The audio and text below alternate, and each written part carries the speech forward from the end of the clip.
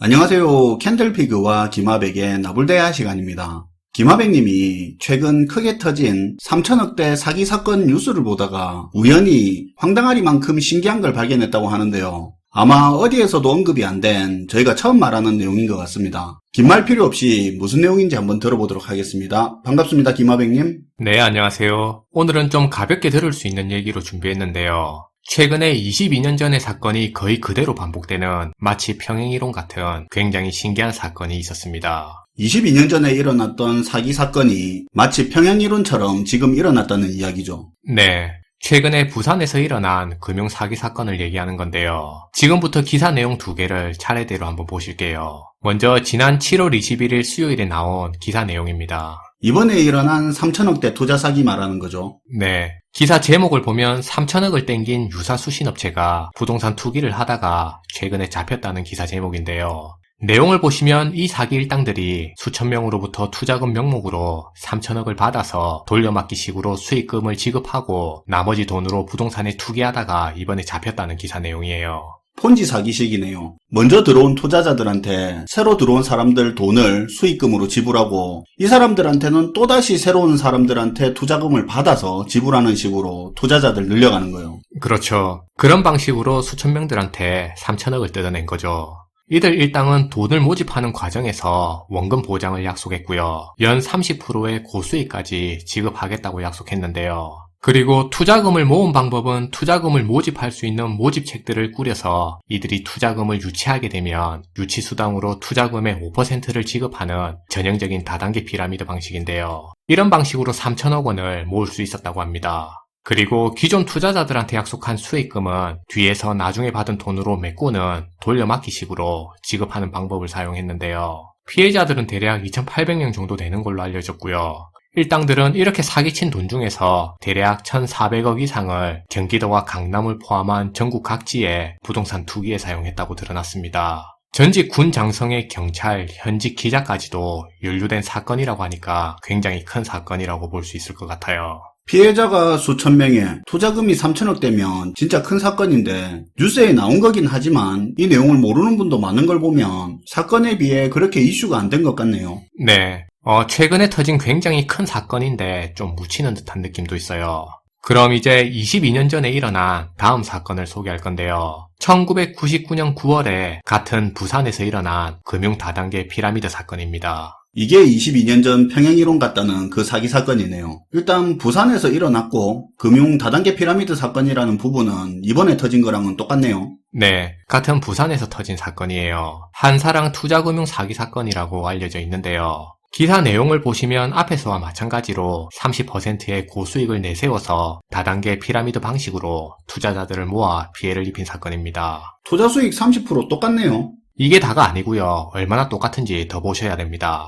일단 당시에 이들이 모은 투자금 규모도 앞에서처럼 3천억이란 점이 똑같고요. 같은 돌려막기식의 다단계 피라미드 방식으로 수천 명의 피해자가 발생한 것도 같은 점인데요. 그리고 여기서 더 웃긴 건 최근에 사기 사건을 일으킨 일당들이 3천억 투자금 중에 1,450억가량을 부동산 투기에 이용했는데 22년 전에 이들 일당들 역시도 투자금을 이용해 1,500억가량의 부동산 투기에 돈을 썼다는 점입니다. 뭡니까 이거? 날짜 표시 없으면 같은 사건 같은데요. 돈의 가치야 20년 전하고는 다르겠지만 수치로는 똑같네요. 네. 그러니까 22년 만에 같은 지역에서 거의 비슷한 종류의 대형 사기 사건이 반복해서 일어났다는 점인데요. 다단계 피라미드 방식으로 돈을 모았다는 점도 같고 30%의 고수익을 내세웠다는 점도 비슷한 것 같고 무엇보다 피해 규모가 3천억이라는 점은 굉장히 신기할 정도로 일치하는 점이 있어요. 그리고 마지막으로 이렇게 사기친 돈 중에서 1,500억 가량을 이용해서 부동산 투기를 했다는 점도 너무나 닮아 있다는 거죠. 이야기 들어보니까 마치 22년 전 일당들의 제자들이 일으킨 느낌마저 들 정도로 닮았네요. 근데 문득 궁금해지는 게 있는데요. 네. 보통 이렇게 큰 규모의 투자 사기가 터지기 위해서는 사회적으로 투기 심리가 뜨거울 때 그게 가능하잖아요. 기본적으로 투자 심리가 위축되어 있을 때는 투자 사기도 크게 터지기 어렵지 않습니까? 네, 일리 있는 얘기예요. 그럼 99년 사기가 터지던 그 당시에 사회적으로 투자 분위기는 어땠는지 궁금한데요. 네. 사실 저도 그 부분이 궁금해서 한번 찾아봤는데요. 아무래도 투기 심리가 강한 사회 분위기일수록 이런 대형 금융 사기 사건이 일어날 확률이 크다 보니까 아마 시청자분들도 이 부분에서 궁금증이 생기셨을 것 같아요. 그래서 이번에 사기 사건이 터진 현재 주가지수하고 비슷한 사기 사건이 터졌던 99년도의 주가지수를 한번 비교해서 살펴봤는데요. 화면의 자료는 우리나라의 코스피 지수와 함께 3천억대의 금융사기 사건이 드러난 시점을 같이 표시해서 보여주고 있는 그림입니다. 그래프를 보시면 투기 심리가 굉장히 강한 시점에 비슷한 두 사건이 반복해서 터졌다는 걸 알 수 있는데요. 1999년에는 지난 IMF 사태로 폭락했던 주가가 4배 가까이 상승하고 있던 시점이었습니다. 그만큼 사람들의 투기 심리가 굉장히 강한 사회였다고 볼 수 있는데요. 마찬가지로 최근 같은 경우도 코로나 팬데믹으로 폭락했던 주가가 폭등하면서 투기 심리가 과열됐다는 점이 상당히 닮아있는 모습이에요. 이거 사건이 비슷하니까 주가지수까지 완전히 똑같이 느껴지네요. 사기 사건의 평행이론이라 할 만큼 비슷한 내용인 것 같은데 이렇게 되면 99년 사기 사건 이후로 주가는 어떻게 흘러갔는지 그게 궁금해지기까지 하는데요. 네. 사실 그 부분은 일부러 언급을 피한 부분인데요. 왜냐하면 아무래도 이렇게 너무 닮아 있다 보면 그런 생각이 들 수 있을 거예요.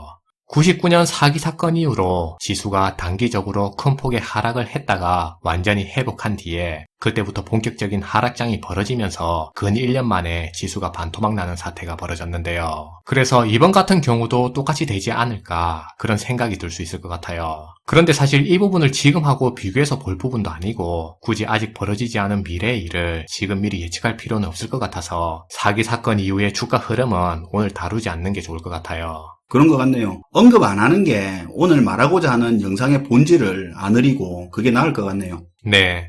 개인적인 생각으로는 이번 사건을 보면서 사건 자체로도 비슷한 측면이 있었지만 사실은 이번 사건이 일어나게 된 그 사회 분위기라든지 배경 자체가 더욱 비슷한 측면이 있지 않나 하는 그런 생각인데요.